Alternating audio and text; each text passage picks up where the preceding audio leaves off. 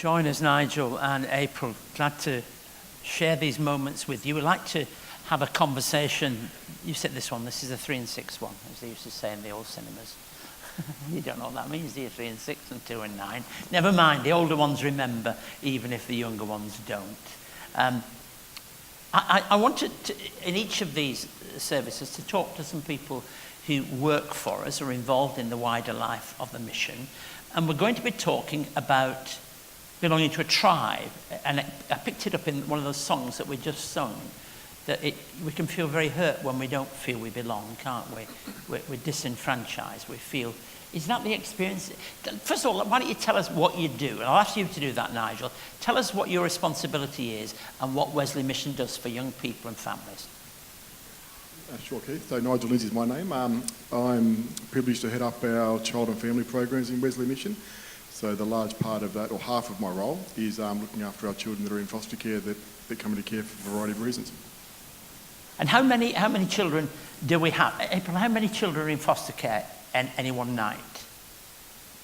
We have about close to 700 children. Just a minute, 700 children. I just wanted to repeat that so that we get a sense of that. So that there's probably something like nearly that, 400 or 500 families, isn't there, looking after them? Because some have more than one, I know, but there's how many families? That's right. There's 450 families. 450 families committed to looking after children. Children who what, Nigel? Well, I mean, it's okay saying foster care. We don't use things, in the old days, in old money, people talked about orphans and sometimes, but it isn't like that, is it? Many of these children maybe have birth parents, don't they? But what might bring a person into our care? Yeah, absolutely. So the reasons children come into care are quite varied, but they're the things we don't like talking about. We're talking about abuse, we're talking about neglect, we're talking about mental health issues for parents, we're talking about whole cycles of disadvantage for families, and there's some pretty tough stuff that goes on out there. Then, and is the situation, I don't want to say getting worse, but is the situation getting tougher? I think that, I don't think it's getting tougher. I think stresses on families are getting tougher, but I think that, like I've been involved for some time now, I think we're now starting to put our resources in the right place. So we're actually trying hard to stop that disadvantage, to stop children coming into care so they can remain with their family.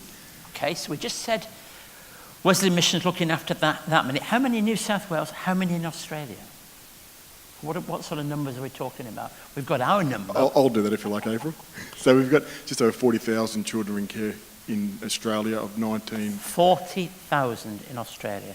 Just imagine the football ground out at Randwick, packed to the top with kids who need to find homes and families and care for them. We're talking, April, about this business of belonging to a tribe, belonging. Is one of the things that happens to a young person when they come into care that many of their lines of belonging are broken? Definitely. So where possible, we would love to keep children and young people close to home, but unfortunately that often can't happen.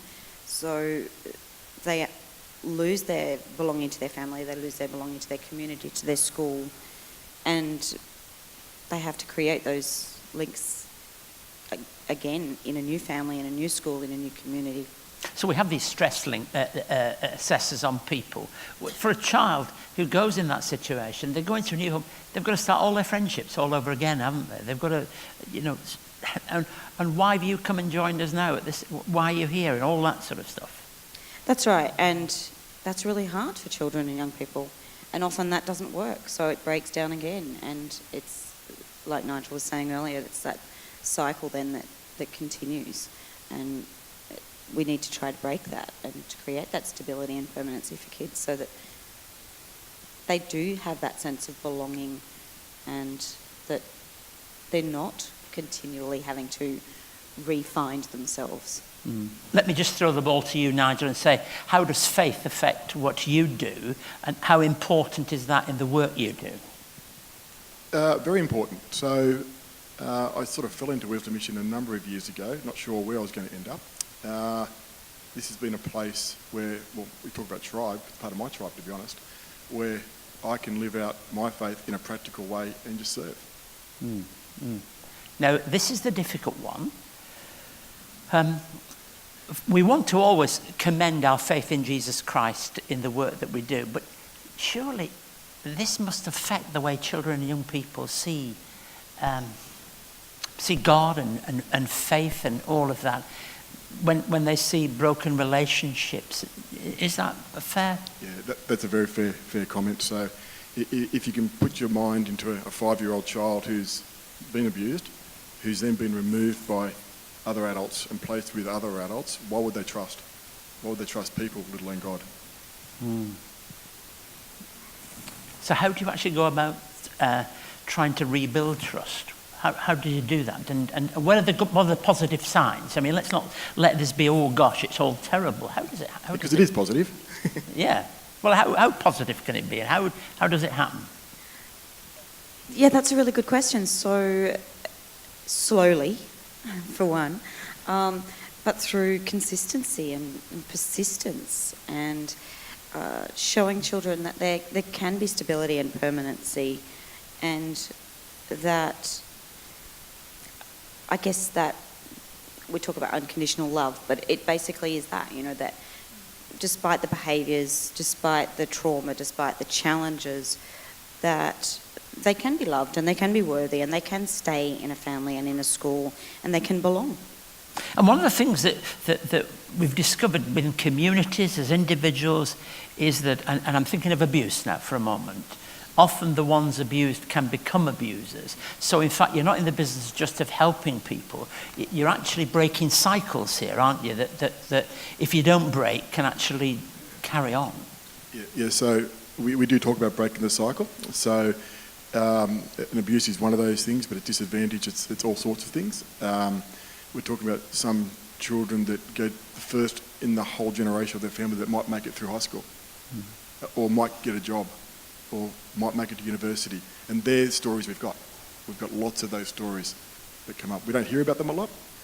We hear about a lot of the bad stories that go on, but those good stories are why we do it, and it's what makes that difference. Now, you're both going to tell us a good news story of somebody who has been, you kick us off, Edler, then you give us one, a good news story, because I think we want to hear good news stories, don't we, of how children and young people can be helped in this way and what can actually happen with them.